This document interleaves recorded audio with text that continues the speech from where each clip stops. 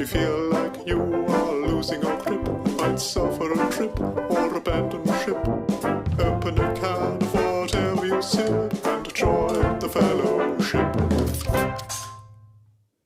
Hi there and welcome to Can You Hear Me Now, a weekly live workshop from the Crow Hill Company with a little bit of a chat at the end. And this week I'm going to be talking about something I brought up in the vlog on Sunday. So our schedule every week is we do a live workshop on Wednesdays, and then we have like a feature film video that goes out on Fridays. The one that's going out this Friday is really exciting. It's like 22-year journey that I talk about, obsession. And then what we do is a vlog that just kind of documents the growth of this Crow Hill project. And this Sunday it's going to be really, really exciting because last week, it's a very Scottish term this, I exchanged missives, which basically means it's exchanging contracts on this new big workshop space that we're going to be moving into, and something that we're really looking forward to doing as soon as we've got it done up and we've made it safe, is we're going to open the doors to these weekly workshops. So people from Edinburgh, people who are visiting, people in the Central Belt can come and join in the workshops, take part, ask questions, this, that and the other. For now though, it's purely online, and if you want to join in, maybe ask some questions at the end of this workshop, if you click on the Google Meet down below, everyone is welcome. So I was just talking to Alan, who's our producer, in-house earlier about whether he thought it was good that I don't prepare for these workshops because they sometimes seem a bit hectic. I will get better at them. But I think that in order to really represent the craft form that is what I do, which is media composition, write music for film, TV and games, I think it's unfair to present working in an environment where it's all kind of a bit slick. And I think one of the advantages of these workshops is, unlike a lot of the tutorials that I present on YouTube, they're not edited. So you get a sense of the time, but also the speed in which you have to work, how you have to be pragmatic about the artistic decisions that you make, how not to obsess over stuff too much, how not to, polish these things that maybe people aren't really going to hear because there's always going to be dialogue and that kind of stuff. So I think it's good to represent it not being super slick, that the fact that I make mistakes, I use the quantize button to tighten things up, I will use the transpose button when I want to transpose and all of that stuff, but also that I can work at speed, and there is a degree of experience in doing this, which means that it at points there are certain bits that become instinctual, and that only comes with practice. And part of what we do here at the Crow Hill Company is do monthly or 6 weekly challenges. And what I'm going to do today is talk about something that next week we're going to announce as our next challenge. It's a biggie, but I think one that you'll really enjoy because we'll give you a brief that will be quite tight. But it's an interesting and fun brief. So basically what I'm going to do today is talk about what I just brought up was what I mentioned on the vlog, this idea of producing lots of bits of music. That documentaries, they contain lots of different segments, and you have to be very conscious about the viewers that are watching documentaries. Now, when you're doing stuff for, say, the BBC, I did a lot of documentaries for Time Watch. They made me very aware, and they were very strict, that the average age of a viewer was something like in their mid-60s. Basically, the largest viewership was people in their very late 50s through to 90s. And what happens with the human brain as you get older is it struggles to differentiate between different sounds. So as a consequence, when it's not voiceover playing over, say, archive footage, when it's a contributor, i.e. someone speaking to camera, who naturally, because it's not a rehearsed voiceover with diction and compression and all of that kind of stuff, it's just someone in a room.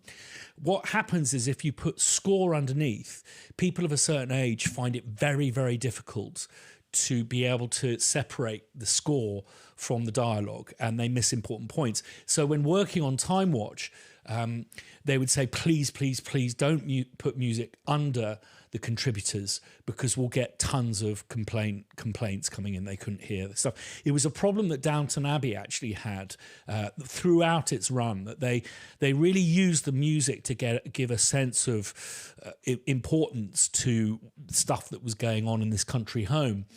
But the older audience found it incredibly difficult to I'll say here in inverted commas, hear the dialogue, but actually what it is, it's an ability to really separate those things, and it's all to do with brain power. I remember doing I'll stop waffling in a sec, but I remember doing a documentary about the human brain. They say it's really interesting. The best way of describing how the human brain kind of ages is if you watch a group of teenagers walking along a path and they come across a fallen tree.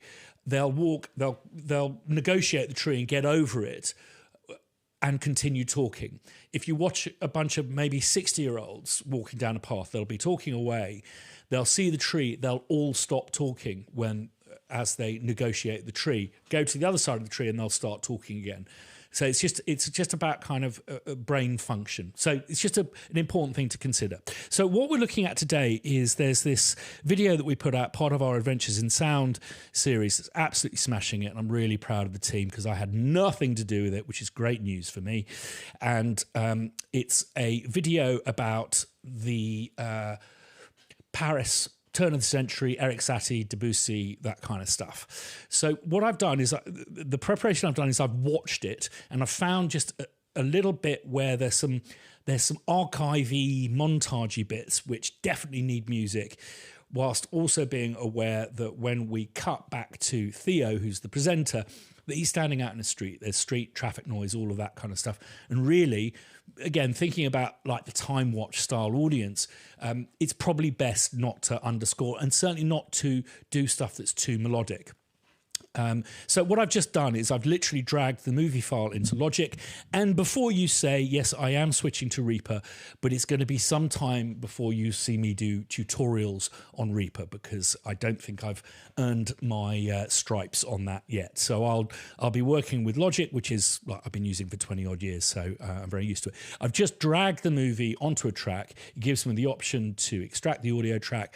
This is really important to do if there is temp score on. There isn't on this. And what I'm just going to do is find the spot that I'm talking about. And yeah, I mean, you'll see that the reason I picked this spot is because it talks about minimalism, which basically means I can create some music that is minimalistic. I think it's after the Popeye section. It's after the section in the synth swap. It's a great film. If you haven't seen it, maybe we can link it below, Alan or Simon, in the video description. I'm just going to find this spot. Now, when I'm working at a rate, I tend to, if I can, find a nominal tempo for the entire show, and I'll do it in a simple single Logic arrangement. This has its ups and downs. If you are working something you're expecting to get recuts, this can cause problems. But I do find that there is a general kind of cadence or tempo to any piece. And what I will simply do is I will find a nominal tempo and then do subdivisions like double time, and then even maybe do like a triplet time, but counting in fours. So I'll be counting triplets across the metronome, even though I won't be working in, is it compound time? Triplet time? Is that what they call it, Alan? Oh, 2 years out of university and it's all gone. I know, it's all gone to shit. Okay, let me just find this section on, it's a shot of Brian Eno. I think it's past this, talking about Eric Satie, because he was a total... here we go, there's Brian Eno. So let's just have a little look at this. Ambient music. Long before Brian Eno coined the term, Satie was imagining music that was more part of an environment than a spectacle. He coined a concept called furniture music, which is music that's meant to blend into the background and be a part of life rather than a performance. Brian Eno, credited with defining the modern ambient genre, explicitly cited Satie as a precursor. You can hear Satie's influence in the slow tempos, repeating patterns, and structures of minimalist composers like Steve Reich and Philip Glass, as well as modern ambient composers like Aphex Twin and neoclassical composers such as Olafur Arnalds and Nils Frahm. Gaps. With Satie being the forefather of ambient music, it's only fitting that we explore the contemporary influence he had. Okay.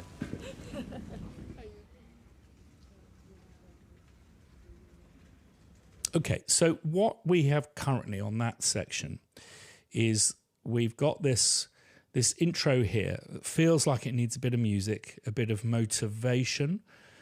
We go back to Theo there. I'd like to maybe just relax it for a bit.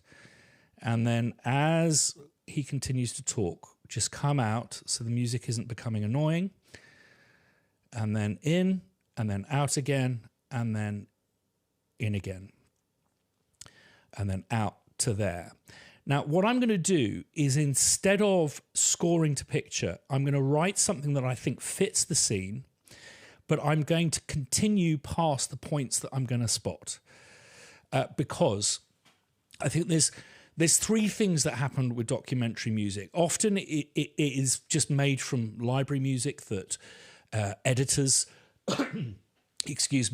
put together. And what will often happen is they will find a bit of music that they really like.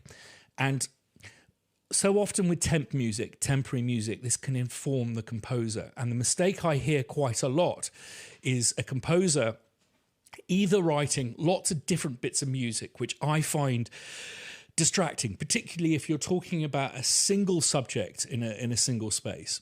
The other thing that I hear people make a mistake a lot of is using the same piece of music, but starting it over and over again, maybe sometimes changing the arrangement, this, that, and the other.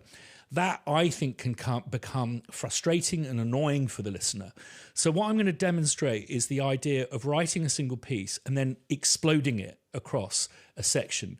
So it feels like you're pausing the music, not stopping it, starting something new, or stopping it and just starting it all over again. So that's the plan. So what I'm going to do is find a tempo that I think sits comfortably.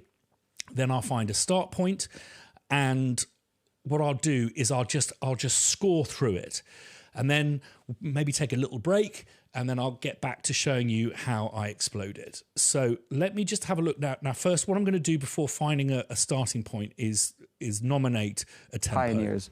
And this is where it becomes instinctual. This is something that you only need to do a couple of documentaries, and it's just something that you find naturally, and it's got to do with any editor who is a good, experienced editor will find that there is a kind of cadence in the speech patterns of the people who are contributing, and they will edit in kind of concert with that cadence, and you'll often find you'll just sense a tempo, and that'll hit the different cuts in and out, and you won't need to kind of change it and map it too much. The other thing that I just have to say as well is editors get really frustrated when you're just hitting their cuts all the time, because it really makes the cuts jump out. I know that there was a kind of fashion for it that started in the 1990s of, really hitting the cuts. I'm not writing an action sequence here. I'm underscoring, motivating, keeping something kind of,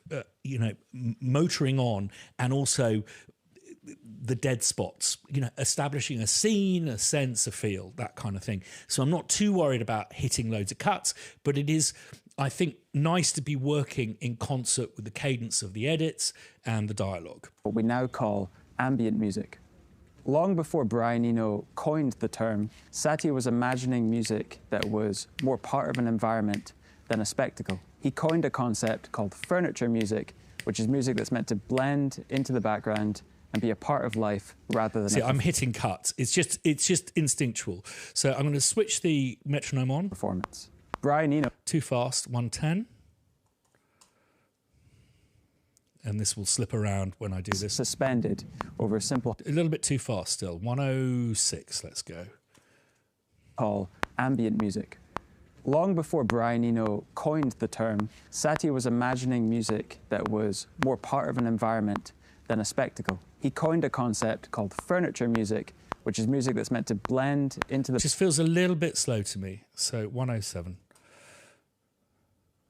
Slow, spacious melodies suspended over simple harmonies. It's this quality, music that creates an atmosphere rather than demanding attention, that makes Satie one of the earliest pioneers of what we now call ambient music. Long before Brian Eno coined the term, Satie was imagining music that was more part of an environment than a spectacle. He coined a concept called furniture music. Yeah, this feels good to me.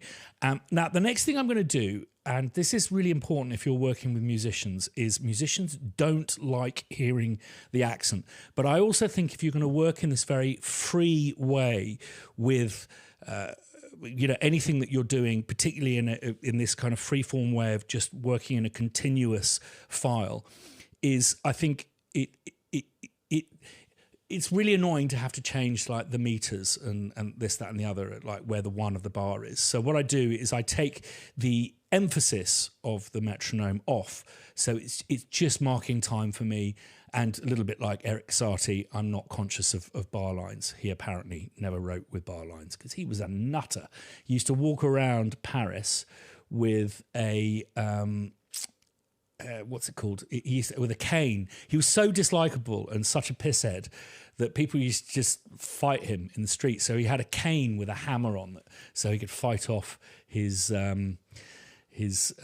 avarices. So I basically, what I'm going to do is, if I just do this, which is music that's meant to blend into the background and be a part of life rather than a performance. Brian Eno credited with... Okay, so let's find where we're coming in, and then I'll start there and I'll just continue. Long before Brian... There we go. Ambient music. Long before... So this is a good example, is basically I'm going to count 3 into that bar, into that cut there. We can always tighten these things up later. Right, Theo, bye-bye for now.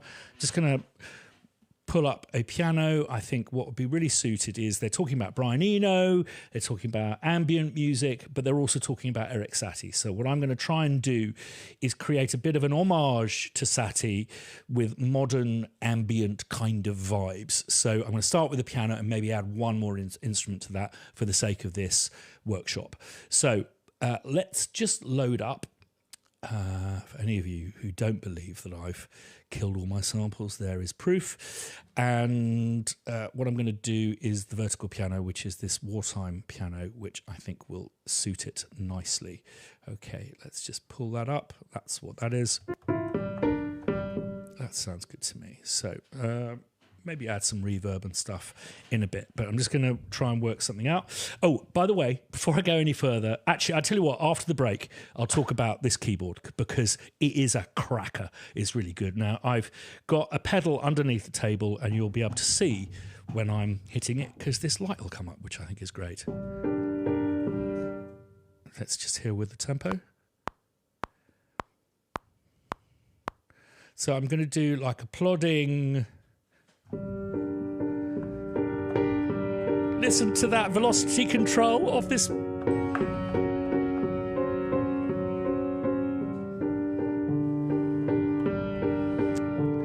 minute you add your fifth in, it goes all bohemian, which is what we want. Okay, let's do this. And it's going to be a calamity, but I may do a couple of takes or just do some corrections after. So.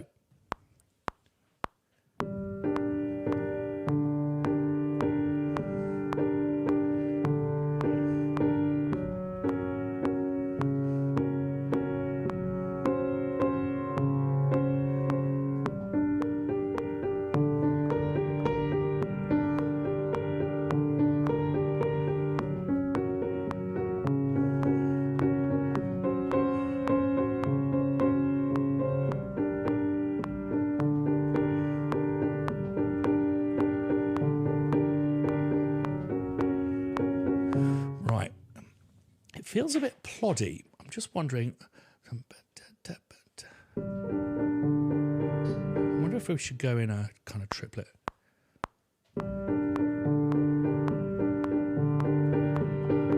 And that's what I mean by a subdivision. So I feel that the cadence of the piece is where the metronome sits, but I want to subdivide that to give it a slightly more motoring sense. So not changing the cadence, just changing how I count across that metronome beat. And I don't think I'm working in threes there. I might be. Yes, I am now. And 3 count, 2, 3.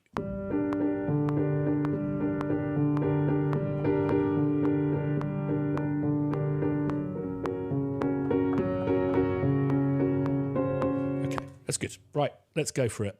As if I wasn't going for it before. 2, 3.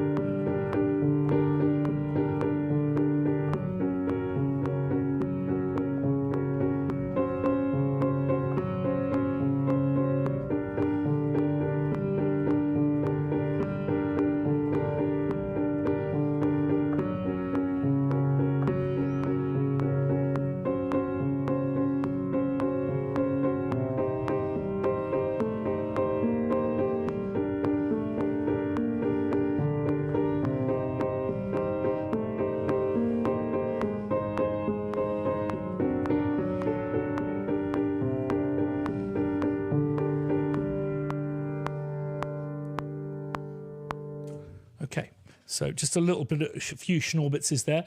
So what I'm going to do is quantize. I think I'll probably need to quantize that to 12s, but so I don't make it sound like a machine, I'm going to just take the quantize strength down. So it only corrects really, there was a bit where I kind of fell off the metronome there.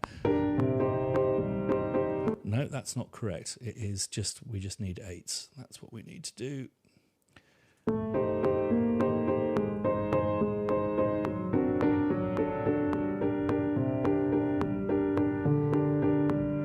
Okay, where's my Horlicksy schnorbits? One there.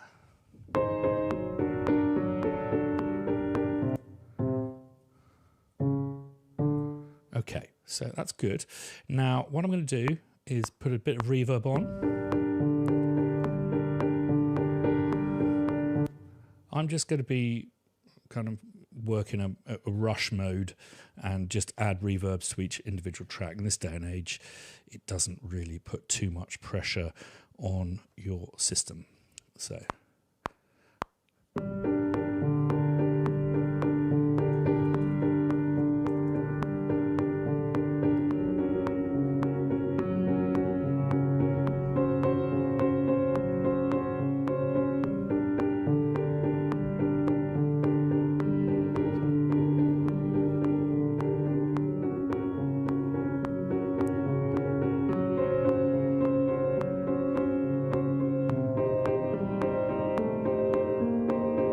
Now, the thing to remember is that with all the dialogue, with all the street noise, all of that top white noisy stuff that's in the dialogue, the sound of the piece that we're working on, that just will completely consume reverb.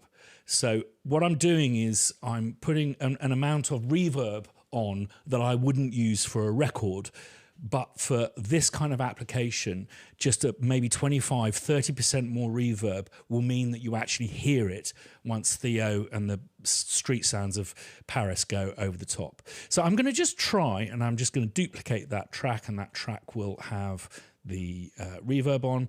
I'm just going to try and see if I can come up with a little bit of a top line that I can fade in and out, cut in and out, automate, that kind of stuff, and then maybe just a little bit of an Eno-y pad of some sort.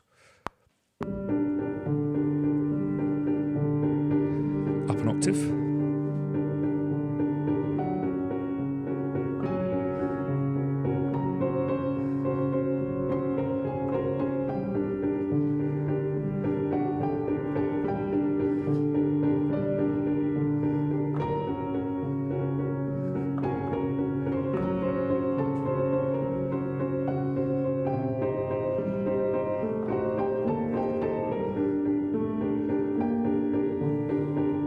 something like that.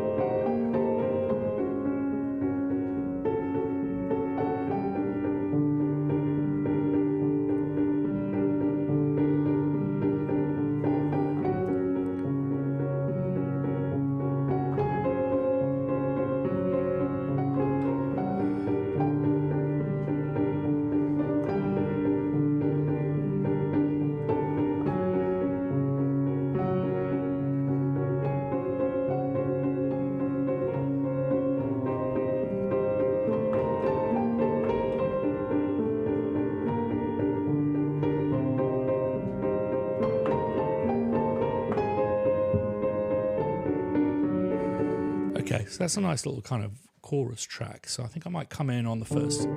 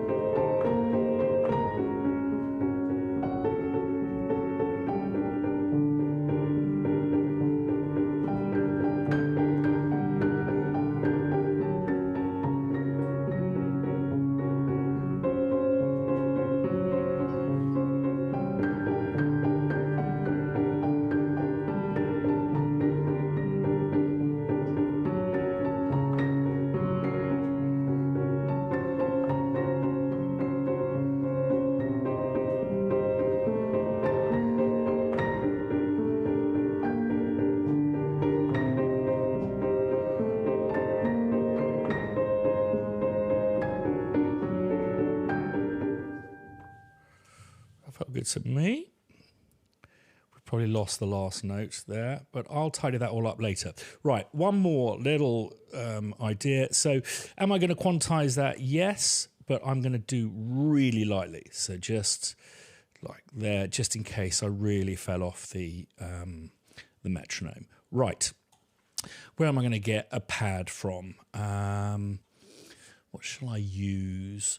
Maybe let's have a look at one of our vaults.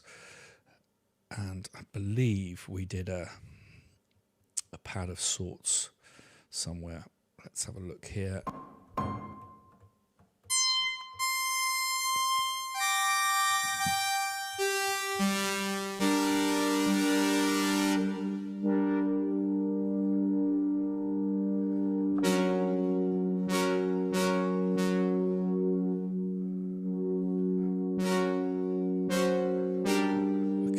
Filter that out even more here.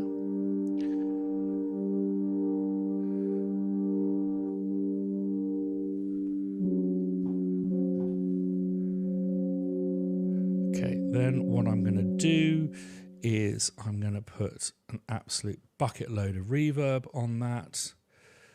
Let's get a very large black hole.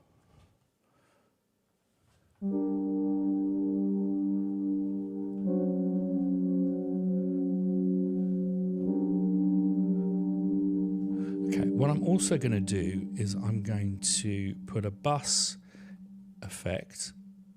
Let's make that bus 6. And then I'm going to put a delay on that, but I'm going to make the delay 100%. And yeah, so that's 100. And I'm going to make it really slow. Let's do crazy. And then what I'm going to do is actually pitch that up to get my... They say it's Brian Eno, but I will maintain my favourite plugin, that this is Daniel Lenoir technique that he developed with Eno. Sorry, 2400 return.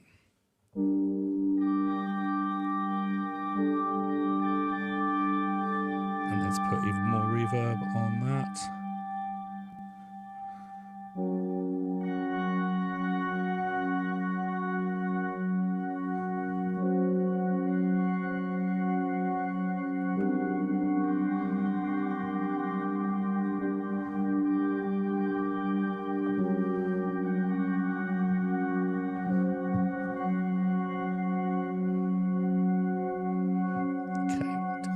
Control over the attack here.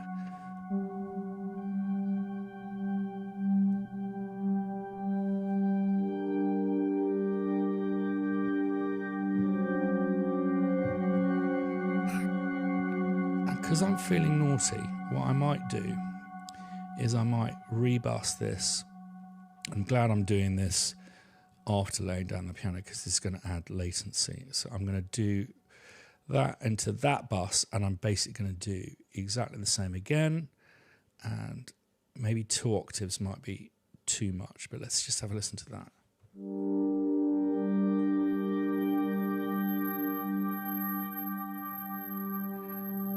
Yeah, that's going above human hearing, I think. So let's no plug-in. Yeah, we go. We really only need a tiny bit of that.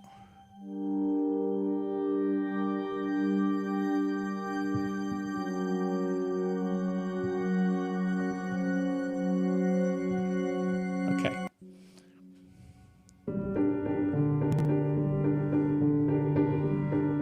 I think what we might do is just a little bit of a lead in there.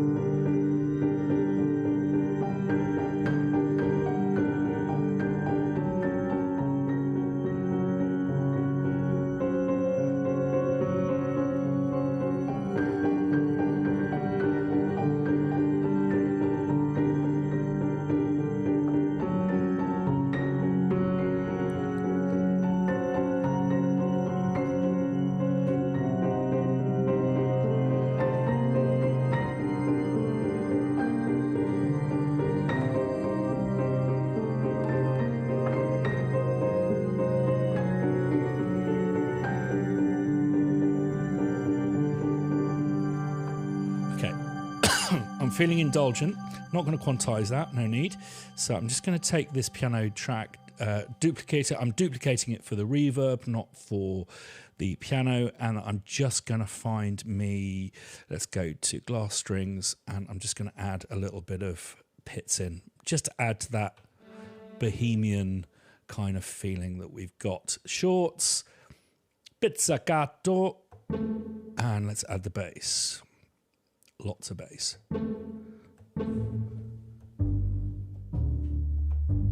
There's a huge latency there now because of the bussing thing that I've done, but anyway, we'll live with it. Just imagine I can't hear it. So where are we going to come in? So maybe the second time round, this opening.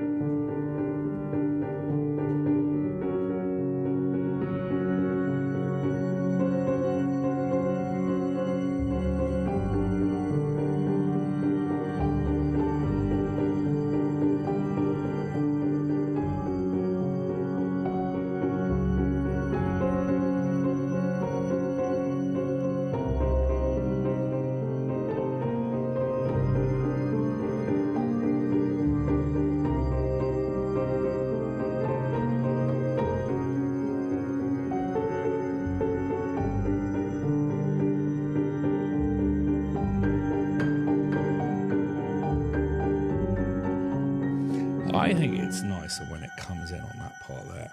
Really got to chill out the pads. They are really, because they're so slow. We're not getting the chord changes are very unclean. So.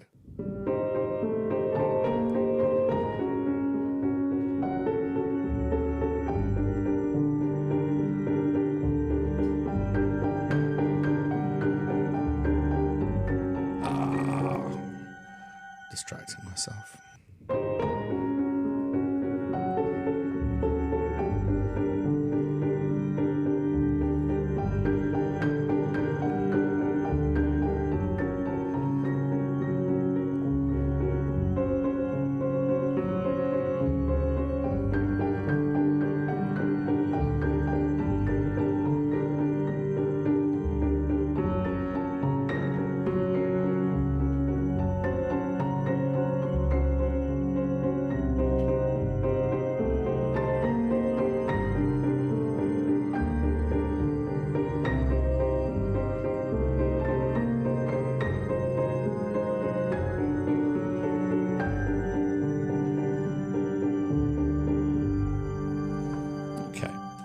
I will quantize that, and I'm not going to worry about that being a low strength quantize.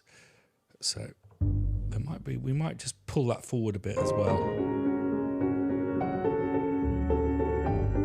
Yeah, just let's bring that forward with a delay a little bit. Okay, a few notes that are wrong here.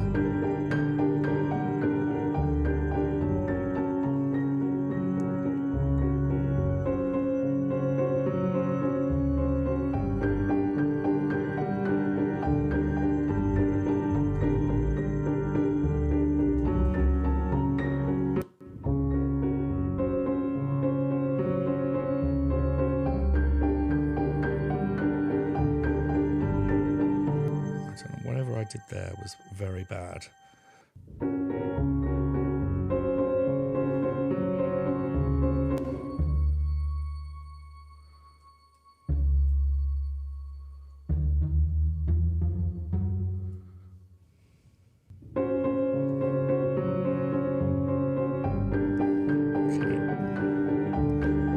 And then here, I think we need that to be an A flat.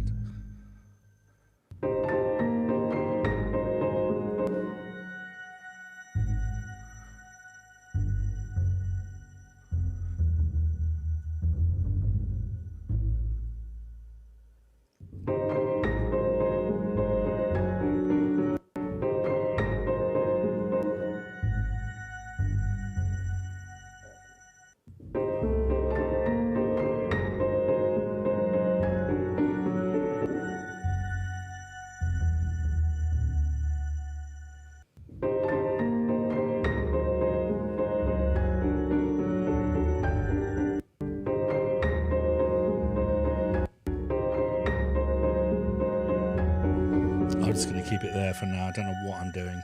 Right, okay. So that's the piece.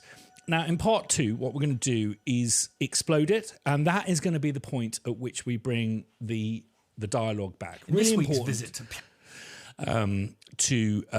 Sorry, mate, I gave you a cue there. And no. So basically, we'll just take a short break so I can go and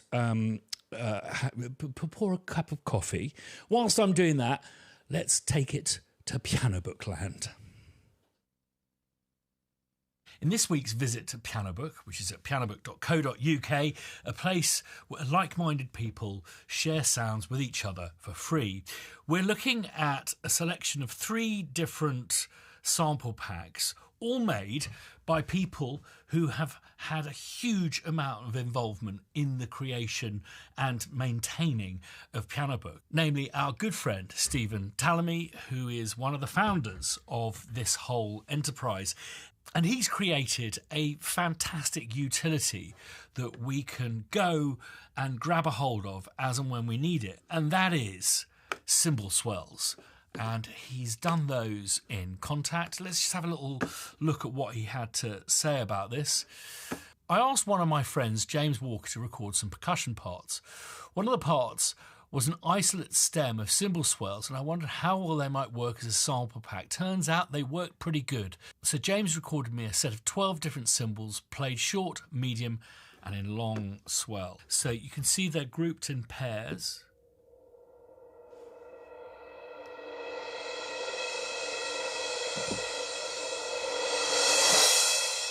So I see short and long.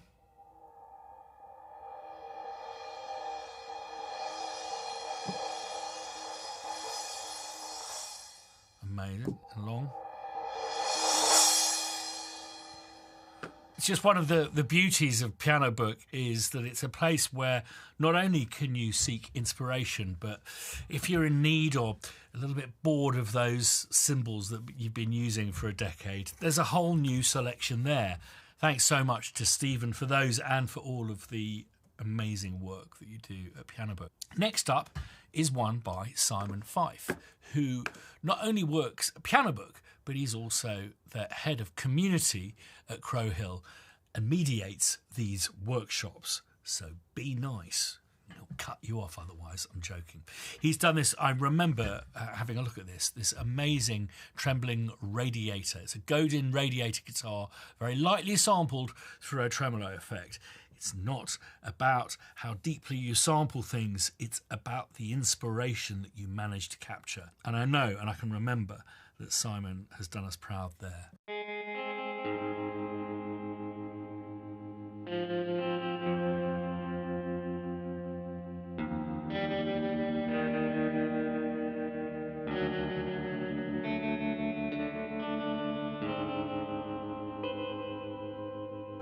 It's a nice note, that.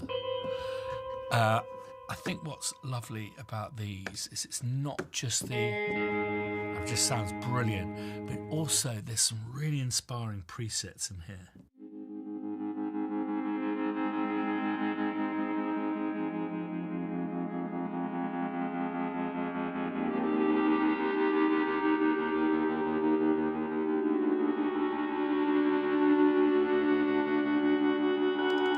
Imagine quite nice if you just put a little bit of something like that on, just to take the very top end edge off.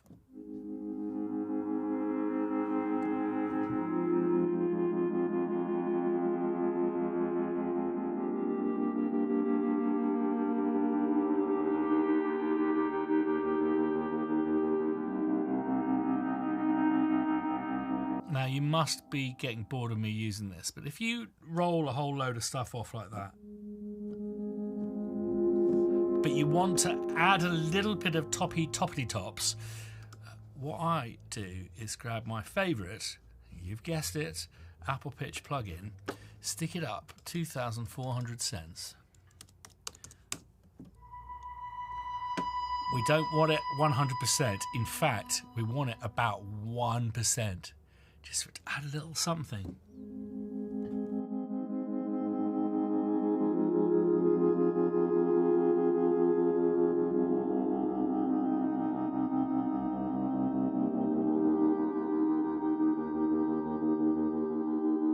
Even less, 0.5%.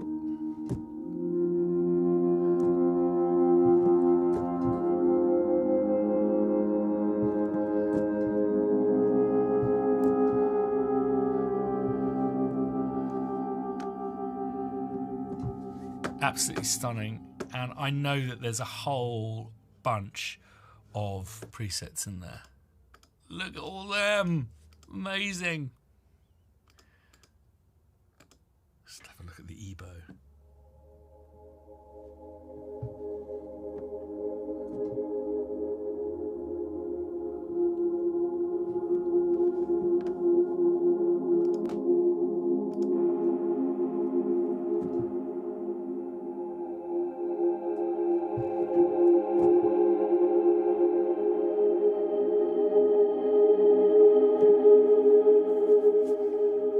It's just so wonderful that these guys have made this a possibility, that if we're feeling a bit down in the dumps, a bit stuck in a rut, want to just go and find something that makes something dribble out of our fingers, a new bit of inspiration.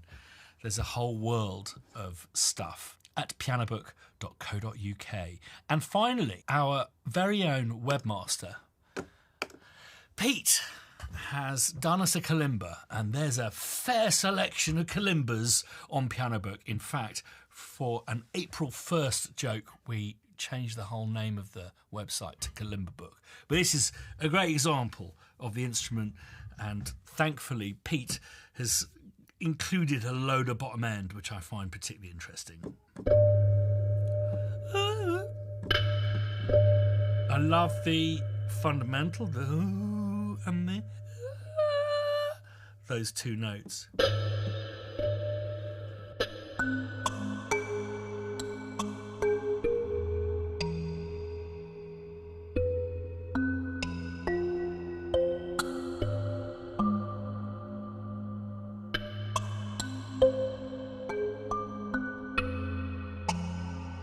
That upper harmonic gives a real ambiguity to the tonality of whatever you're working on. This and many other fantastic sample packs to be found in pianobook.co.uk. And if you've got some favourites that you want to share with us, either put them in the live chat or indeed the video comments down below. And look forward to going through some more inspiring sound sample packs with you. And I'll be back this time next week on the workshop for another pianobook.co.uk instalment of Inspiration. That was cheesy. I'm absolutely furious that, Alan, you kept those vocals in. People are going to be having nightmares tonight. Yeah, this is what happens when you ask me to edit it about an hour before we go live. So I'm getting into the spirit of Paris. I don't know if you've noticed, I'm having a café au Parisien, which is... oh, my lordy. If you see tufts of hair growing out, you'll know what's going on. Right, couple of bits before I continue with this Q Exploder. I just want to talk and congratulate Arturia. I bought this. They haven't sponsored us. I have been buying little portable keyboards in every port. And basically because they're so, I don't know, just crap and flimsy. I've been this is mentioned on the vlog. I've been I've been donating them to various people who service the rooms and saying, please give it to someone who's into music and stuff. I bought this with that intention, but the minute I started using it, I realised that Arturia, well done. You've absolutely cracked it. Now, I don't know if you can see here. It's got a real kind of solid... The great thing about this kind of design with the keys is things don't get underneath and kind of snap them off, because they just get shoved into bags, these things. It is class compliant. No bloody software is required to use it. It's USB-C, so you can just plug it straight in and play. Other than that, the absolute winner for me is this. Maybe not the F. I've got someone just grunting behind the thing.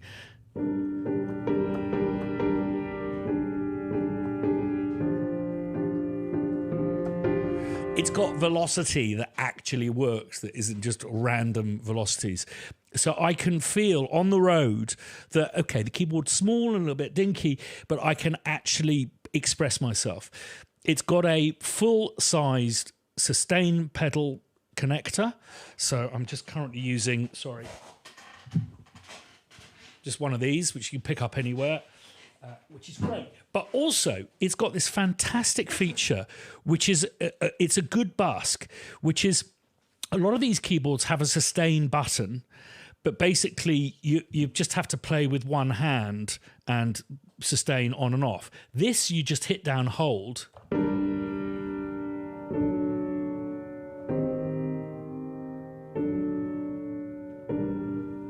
Do you notice what it's doing there? So it's releasing the sustain pedal, or the sustain CC, every time I hit a new note.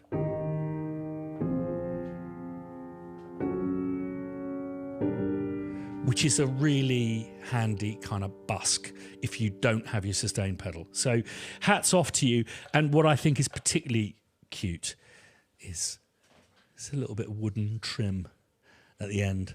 It looks like a bit of laminate flooring, but just, you nailed it. You've done it. It's light, sturdy, and doesn't require any bollocks software.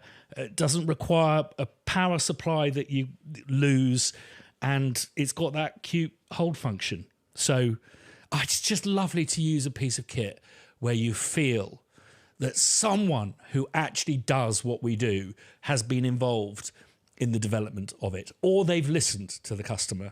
I really look forward to trying their different keyboards. I mean, it's so weird for me. Arturia is about virtual synths, but they've absolutely nailed it. If you release, I don't think they have yet, if you release a weighted 88-note keyboard, they have. This has just cost me some money, I think, this workshop. Okay, just before I continue with the Explodey thing, we are hiring. We're looking for an operations assistant. That job basically is helping coordinate the team. We are a bunch of developers who are based predominantly here in the Central Belt, but also around Europe. And we're a bunch of creators and creatives. And those cultures, they mix really well, but the whole thing needs to be synchronized. We're a very agile, very start-up-y kind of vibe, and you'll see this Sunday, so do tune in. We've got a big new place to move into, which is we're gonna up the ante on all sorts of things that we're gonna be doing. So we need someone who is definitely part of the team, is definitely based in the Central Belt. For those of you who don't know, the Central Belt is kind of the middle bit of Scotland, where you have Glasgow, Edinburgh is the city I live in, but also, Perth is fairly close as well, and there's the borders and stuff. And basically, there's a great commuter network within the Central Belt. So we definitely need someone who comes in, who is on site. But if you feel you're up for the task, it's kind of like an executive assistant to everyone with a bit of admin but just a lot of logistics and organising and reacting to the agile behaviours of a really creative team. If you feel you're up for the job and you're based in the Central Belt, or you want to move to Edinburgh, which I recommend humbly, then let us know at the email hello@thecrowhillcompany.com. We're hiring. It'd be great to welcome you onto the team. Right, let's go back. What is the dingle-dangle thing that's just annoying me here? Settings. Oh, dear. Don't know what that is. Anyway, we'll stop that. Okay, so what I want to do is switch on Theo, our contributor, and what I'm going to do is probably up the thing here. Now, if I'd been organised, I would have put this all out of its own bus, and so that we can adjust the level of the music as a whole. I haven't been organised, so I probably need to do some jumping around with automation and stuff. But let's just hear Theo and work out where we're going to explode this cue. Tension that makes Satie one of the earliest pioneers of what we now call ambient music. Long before Brian Eno coined the term, Satie was imagining music that was more part of an environment than a spectacle. He coined a concept called furniture music, which is music that's meant to blend into the background and be a part of life rather than a performance. Brian Eno, credited with defining the modern ambient genre, explicitly cited Satie as a precursor. You can hear Satie's influence in the slow tempos, repeating patterns and structures of minimalist composers like Steve Reich and Philip Glass, as well as modern ambient composers like Aphex Twin and neoclassical composers such as Olafur Arnalds and Nils Fram. Okay, so what I want to do is I want to get out before, excuse me, we get back to Theo here. So I'm just going to move everything along, and I'll just quickly demonstrate what a lot of editors and a lot of composers are tempted to do, which is, okay, I've got a cue there, so we go. Cited Satie as a precursor. You can hear Satie's influence in the slow tempos, repeating patterns and structures of minimalist composers like Steve Reich and Philip Glass, as well as modern ambient composers like Aphex Twin and neoclassical composers such as Olafur Arnalds and Niels Frahm. This. Composers such as Olafur Arnalds and Niels Frahm. You'll hear that all the time on documentaries. I think it's an unsophisticated way of doing things. Now, what I'm going to do is I'm just going to map this out, and then I'm going to smooth all the schnoobles so that we have something that doesn't sound shit. So let's now... Aphex Twin and neoclassical composers such as Olafur Arnalds and Niels Frahm. Okay, let's find the in. Aphex Twin and neoclassical composers such as Olafur Arnalds and Niels Frahm. Okay. Olafur Arnalds and Niels Frahm.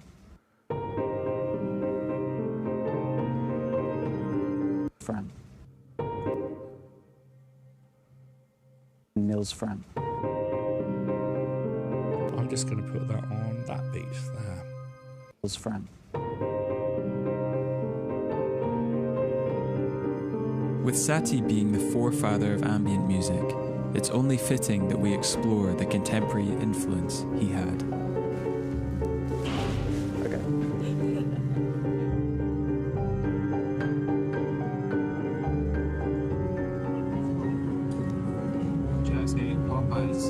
In Paris. All the pastry shops in the world. He's in a fucking...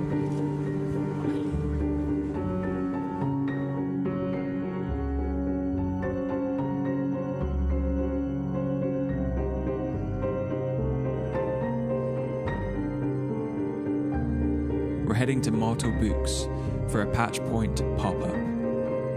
Patchpoint is a part synth retailer, part hands-on playground, and part learning hub for electronic musicians. It is deeply rooted in experimentation and education, inviting visitors to actively engage with the gear they showcase. I can't help but notice the striking and unique instruments on Darren's table. A few of them being Siet Lombards, which are a family of wooden encased, experimental electronic instruments created by instrument designer Peter Blasser.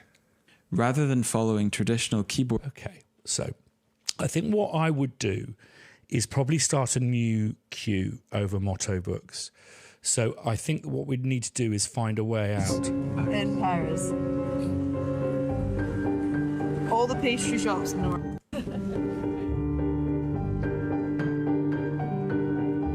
Which I like that over Montmartre. In Paris. Okay. And then...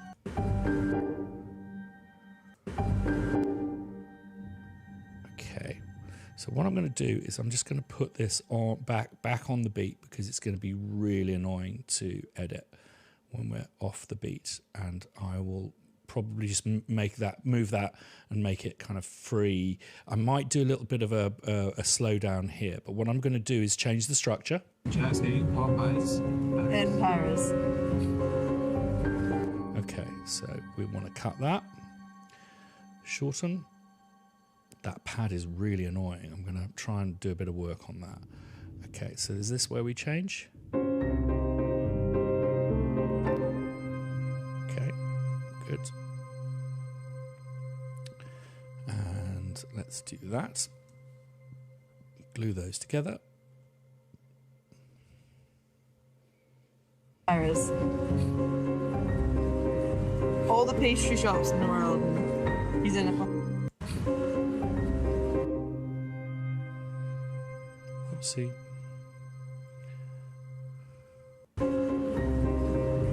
All the pastry shops in the world. He's in a fucking...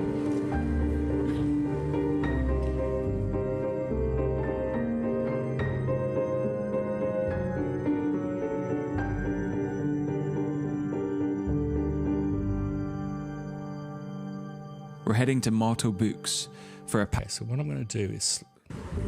All the pastry shops in the world. He's in a fucking...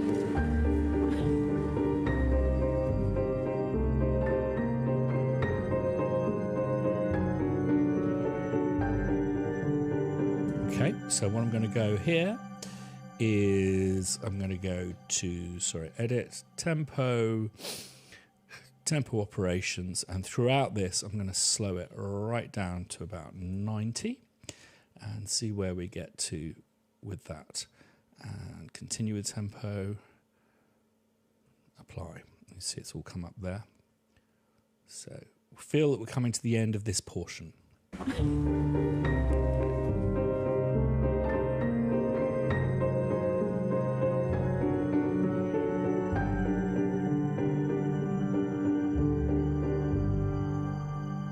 We're heading to Motto Books for a patch. Okay, it's quite nice. I'm just going to take it down just one more notch to, let's take it down to 85.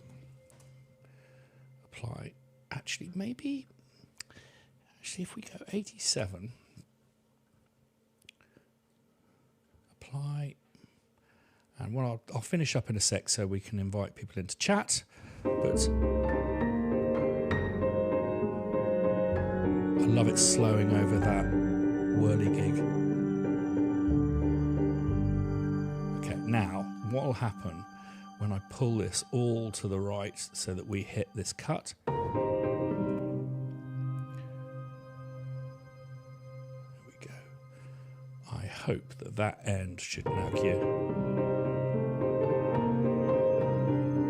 With Satie being the forefather of... There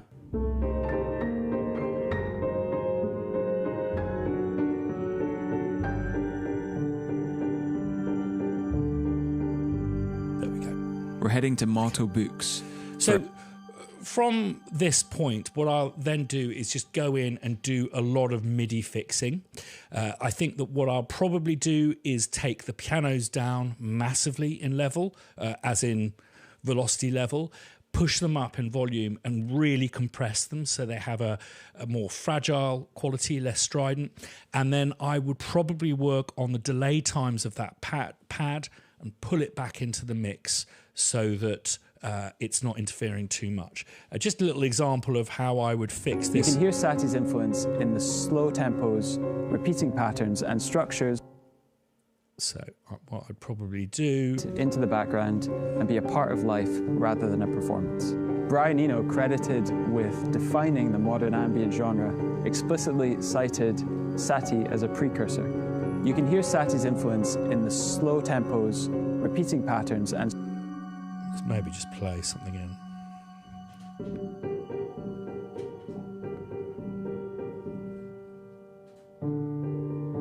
Yeah, and that's the other thing that I find a lot of people do is there's a sensation to go, well, that's that cue finish, so let's do some form of cadence to make it feel like it's the end of the piece. It's not. It's a pause. So I'm going to create a pause at the end of this. And be a part of life rather than a performance. Brian Eno, credited with defining the modern ambient genre, explicitly cited Satie as a precursor. You can hear Satie's influence in the slow tempos, repeating patterns and structures of minimalist composers like Steve Reich and Philip Glass, as well as modern ambient composers like Aphex Twin. Okay, let's just mute this pad for now. It's not working for me. Rather than a performance. Brian Eno, credited with defining the modern ambient genre, explicitly cited Satie as a precursor. You can hear Satie's influence in the slow tempos, repeating patterns and structures of minimalist composers like Steve Reich and Philip Glass, as well as modern ambient composers like Aphex Twin and neoclassical composers such as Olafur Arnalds and Nils Frahm. With Satie being the forefather of ambient music, it's only fitting that we explore the contemporary influence he had.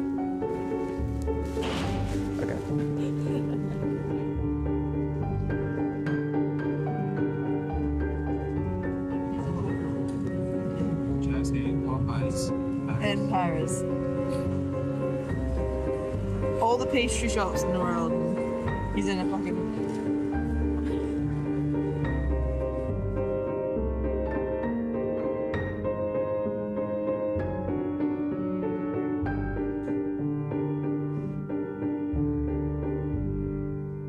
We're heading to Motto Books for a patch. That's sketch stage, me mapping something out And I hope you agree. Maybe, you know, the pause is a bit awkward. It feels a little bit like I've just added it on.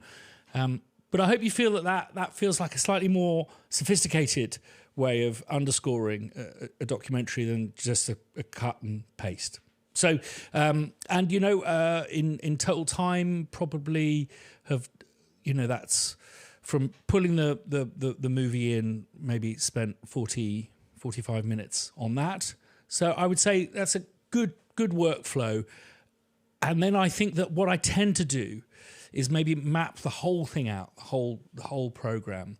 And then what happens then is I'm less connected to the music. I'm less emotionally in on it. I understand I understand the kind of the mechanics underneath what's going on less. I become more of a listener when I return. And at that point is the point where I go in and I start becoming a nerd, really like knitting it around the dialogue, really correcting the MIDI, all of that kind of stuff. Maybe putting some kind of ambient pad in that's more of a pedal that quotes the Eno reference, etc., etc. Shaping it against the dialogue, bit of automation, so that when I deliver it, it's something they can just slot in and not have to ride like a rodeo bull themselves. So I've gone on a bit longer than usual, so we've got a good 20 minutes to have a chat about that. So it's my great honour to welcome anyone who's waiting. Just click on the Google Meet in the video description down below, and we can have a chat about what we've been doing here or what you've been up to and that kind of stuff. So, I think that what I'm really looking forward to is the challenge that we're going to do based on this particular film, because I think the brief will be to quote these French composers, but in a modern vernacular, but also in a way that doesn't get you into trouble. A little copyright note that you need to be very, very aware of, particularly with French composers, is they didn't distribute royalties during the 2 world wars. So whatever you think in your local, by your local rules, are things that you may think are in a copyright free, you need to add 9 years on to those for your French people during their years of occupation. A little thing that a lot of people slip up on and has cost people many millions of dollars. Charles, how are you, sir? I'm doing well, and I have an announcement to make. Oh, a good one, I hope. And it's a riff off of your presentation. Ah. I'll let this speak for itself. Oh, look at you. Would you agree? It's good, isn't it? I love it. And I bought it because I don't like pads for the percussion. So I've set one on each side of this long keyboard that I have. I have a S88 complete. So when I want to do percussion, I can, you know how you can set up the octaves on these things, and anybody that looks it up will figure that out. So I can do a lot of things that I couldn't do before with a lot more ease than if I'm reaching around with little pad things. Yeah. And it's splendid. I love it. Now, I do have a question about what you were just doing. With respect to dialogue related to the music bed, do you sidechain this when you do the mix, or do you leave that alone for the editor to take care of at the end point in complete production, or do you sidechain at all? I don't ever use sidechain. I will just automate it by hand, but I will also the main thing on that particular track that I was working on is, if we just start with the first piano, the rhythmic section, I love the changes in dynamic. However, the changes in dynamic, once you sit it under the dynamic, under the dialogue, will mean that bits of it will disappear and bits of it will jump out. So what I will probably do is really compress that piano very heavily. Then I'll go into the melodic thing and I will simply cut out notes so that we're not hitting particularly the beginnings of words and stuff like that. In my experience, Charles, if you don't work with the dialogue and write it yourself, don't expect dubbing engineers to do that for you. gone are the days of week-long dubs. When I was working on Poirot, we're talking feature-length, cinematic, stuff that exports around the world, these Hercule Poirot, Agatha Christie's, they would literally have 2 days for the final mix on an hour-and-a-half episode with gunshots and trains and all of that kind of stuff. So basically what they would do is they would just sit your score at a level that it doesn't interfere with dialogue and leave it there. So I think it's really important that you swell up and down. And a composer I watched working, is one of the best composers in the country, is a guy called Martin Phipps. He obsesses over how these things play with dialogue. Because for me, and I think certainly for him, there is nothing worse than just wallpaper music. That in itself becomes really distracting. So for me, it's a combination of production techniques of getting it so things are at a fixed level that you can balance, but also working with the composition so it ebbs and flows and doesn't interfere with dialogue. Dialogue is king. Yeah, there's no two ways about it. That I want to make about dialogue contrasted to narrative, say for the kind of thing you were doing, and that's the frequency challenges. For instance, I've narrated a lot of stuff where I didn't know what the music bed was going to be, and I've narrated a lot of stuff in studio, and they would send me a MP, what is it, MP4? Yeah. But so I could kind of narrate against that, knowing in advance. And sometimes I knew what the music was, and sometimes I wasn't. But the problem always was, after I did the narration, I had nothing to do with the mix. Then I would get the final product, and the people who at the other end were just like, I'm not. This is not pride about my voice. No. It's just like, what the hell were they doing when they were mixing? Because it's just, I guess they don't know, or but it's just like when you're mixing vocals in a track. It's like you learn the lyrics, so you know what people are saying and you can make it out. But if you're hearing it for the first time, you can't. Okay, couple of tips there before I move on, Charles, is vibraphones, flutes, and Fender Rhodes electric pianos really fuck with dialogue for some reason.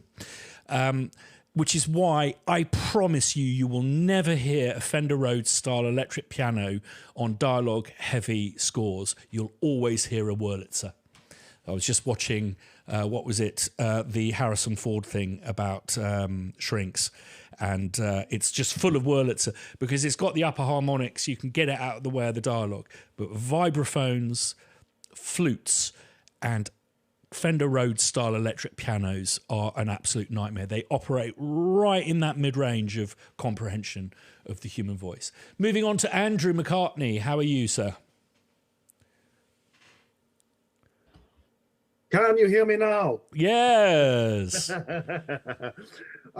First of all, I need to confess that I am an absolute idiot because I didn't realize that you have to actually click on a button to say that you want to speak, because I try not to use a computer as much as possible. I'm a bit of a technophobe in some regards and a complete and utter geek in others. So I've had to write down what I was going to ask last week to ask this week. But I've also got some things that I'd like to share. Sure. First thing I'd like to share is the reason I started following you, Christian, is you've worked with LTJ, and I'm a massive fan of him. I used to be a lighting engineer and a VJ, and I was quite lucky to do a few gigs with him. So that's the reason why I started following you. Okay. I don't do any composing. I don't write any score. I make electronic music. It's very sort of housey. That's composing? Yeah. What I mean is I don't do anything for TV or film. That's really what I meant by that. So I'm coming at this YouTube channel of yours in a different regard. Okay, no, I respect others seem to be.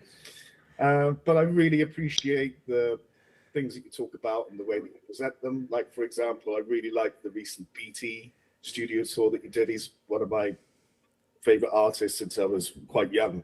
So to be able to see all of his equipment in his studio is an absolute miracle, because back then we didn't have YouTube. We didn't, like, the only glimpses we would get of those types of artists were little snippets in Mixmag or DJ Mag or whatever. Like, and you just don't get a taste properly. It's the wonders of YouTube.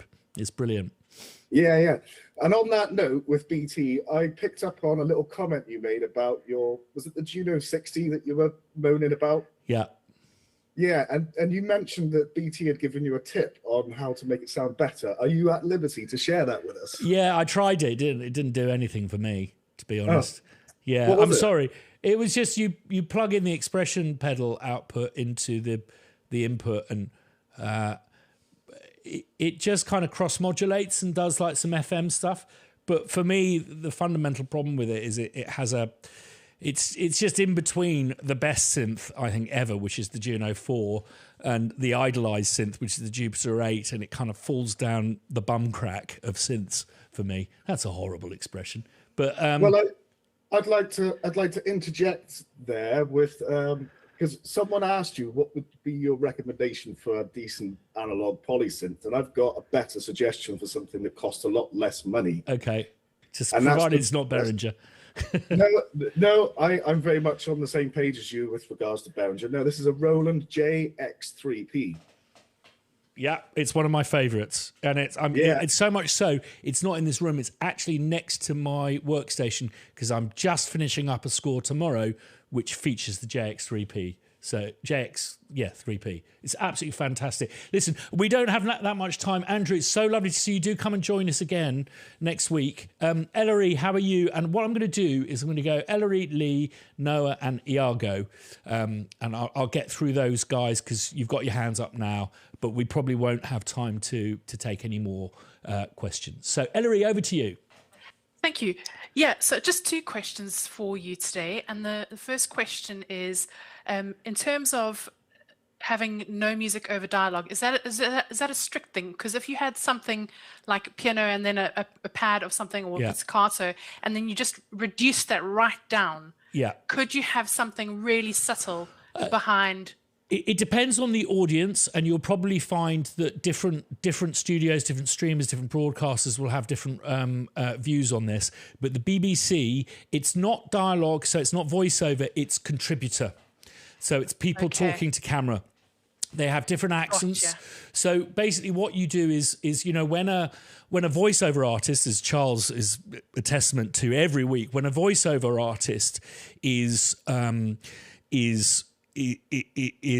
doing the dialogue sessions, it's done very kind of microscopically, and there's the comprehension, diction are all being really considered.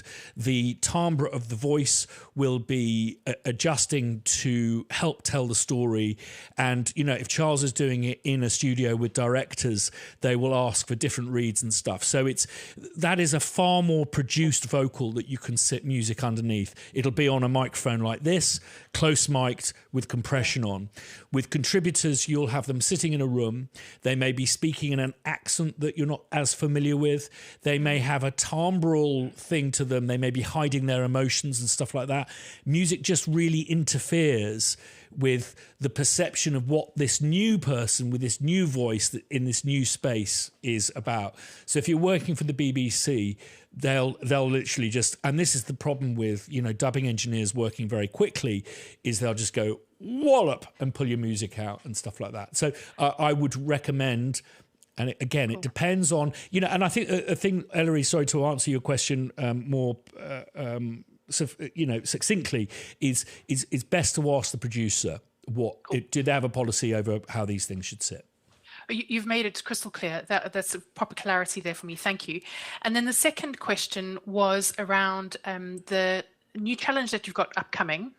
I wondered, are you going to ever be doing a demo, like something that you've done today, and then the challenge that follows shortly after is a challenge where we can apply what we've just learnt from you in the previous demo? Yeah, we're going to be doing this film next week. Oh, cool. Awesome. So, and I think it's kind of a fun brief of do some Eric Satie from 2026. I think it's kind of, if he was still alive today, he'd still be hitting people over the head with his hammer on the end of his cane.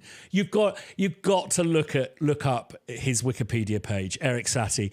Considering his music is so beautiful and sensual, he was an absolute see you next Tuesday, by all accounts.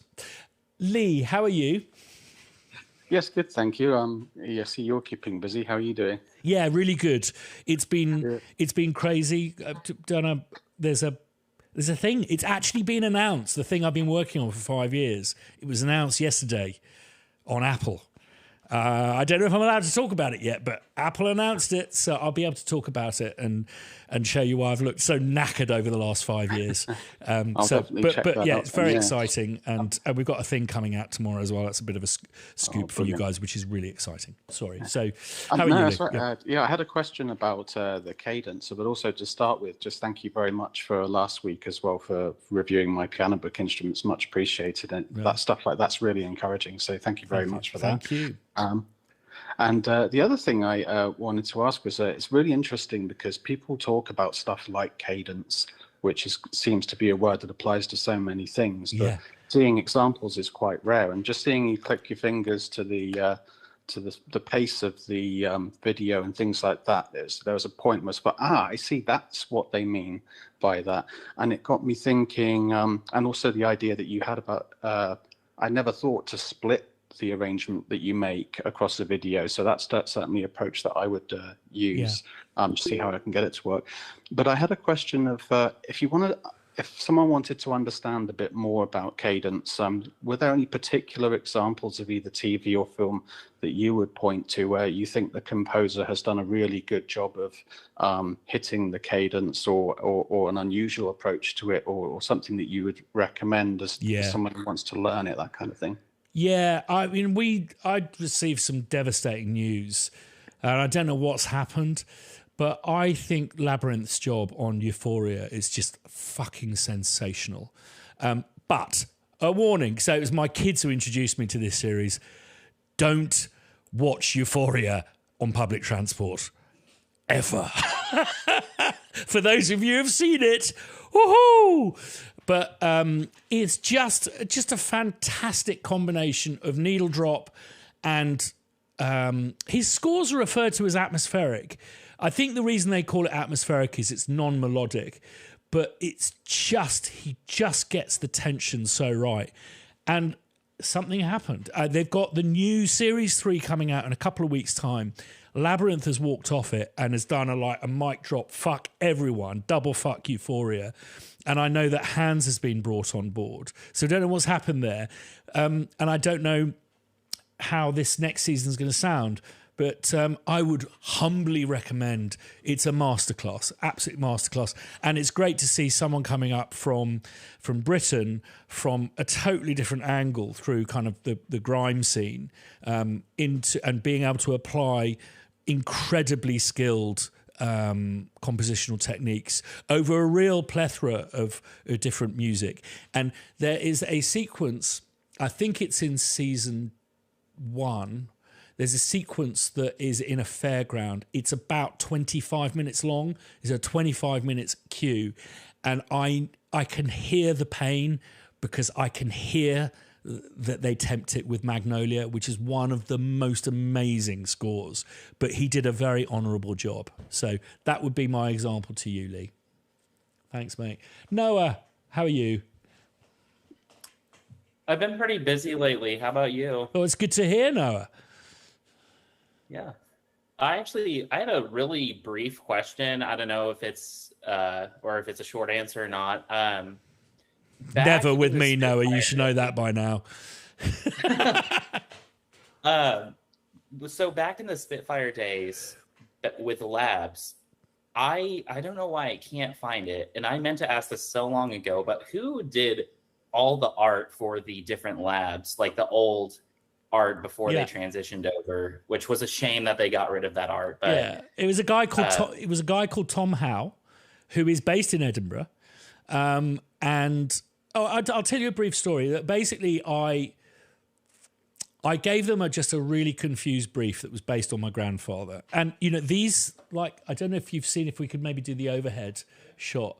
I think that you'll probably see a slight kind of relation to the lab stuff of this slightly kind of Edwardian wartime kind of 30s, 40s stuff. That was my brief to them. And what Tom did is he brought it into modernity.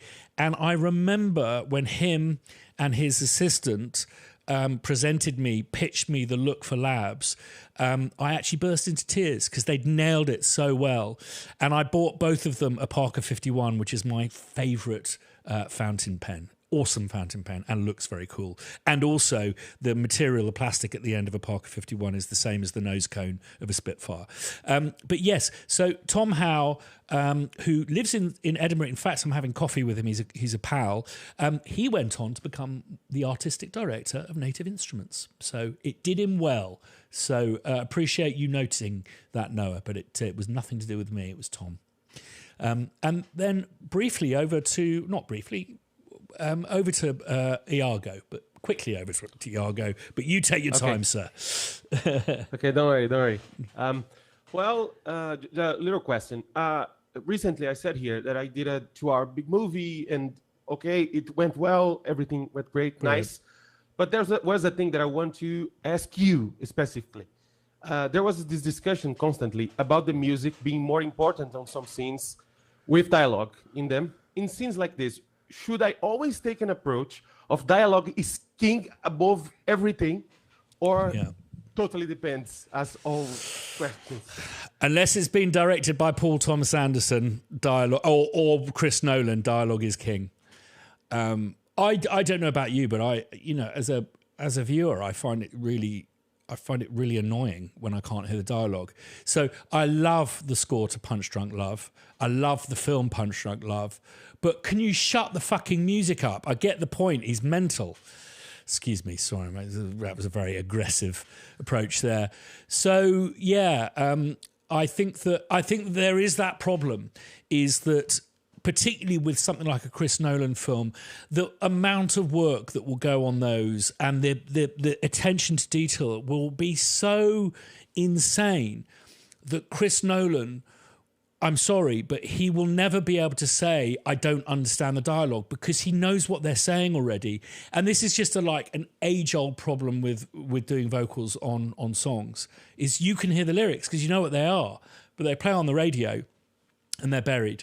And I think that is problematic. I think that Paul Thomas Anderson found a lovely way of making music way too loud and annoying during There Will Be Blood, because that was not against the dialogue. But yeah, dialogue is always king. And I would be deeply suspicious of someone who was composing with the dialogue switched off, or the dialogue not being the loudest thing in the room. And what I do when I start a 2-hour film or a feature like you're talking about is I find the loudest point in the film. It's usually, you just get a peak thing to find it for you. And I set my monitoring level so that is just slightly uncomfortable on your ears. And then basically everything sits at that level. I never turn the dialogue down. I switch it on. Sometimes if I'm composing, I need to hear what I'm doing. But when I'm arranging to picture, dialogue is always king. All right. Thank you. Thanks, Iago. It's lovely to see you. Yeah, thank you. Well, listen, sorry it was a little bit short of the chat today, and I hope the documentary stuff was useful. And I think that we'll probably return to this queue. I will rescore this film with you guys and set that as a challenge. And I think it's a lot of fun to take part in these challenges, to build up those particular things that are instinctual, like we talked about, the cadence, which I use that that term in the sense of I've heard it being used for cycling, the way that you set up your gears. So you could be speeding fast, speeding slow, but there is basically a cadence, a work rate that you work at, and that's what I'm talking about. And it's only through practice do you get used to that. It's only through practice do you get used to, you saw me adjusting a tempo curve, knowing that I was going to move everything to the right, knowing that the start was going to hit a cut, and I knew pretty much that the end was going to hit the cut. These are all just things that come with experience. It's not any kind of talent or anything like that. And you only get experience by practicing. So that's what our challenges are about. Listen, love to you all. And thank you so much for joining and for watching to the end. And if you fancy a job in operations at Crow Hill. We're hiring. hello@thecrowhillcompany.com is where to email us. See you same time next week, where we will be launching the next challenge and announcing, I think Simon may correct me here, but possibly announcing how we're getting along with the current challenge. Check out the hub. Go to crowhillcompany.com, the hub, go to challenges. There's one live at the moment. See you later. If you feel like you are losing your grip, might suffer a trip or abandon ship, open a can of whatever you sip and join the fellowship.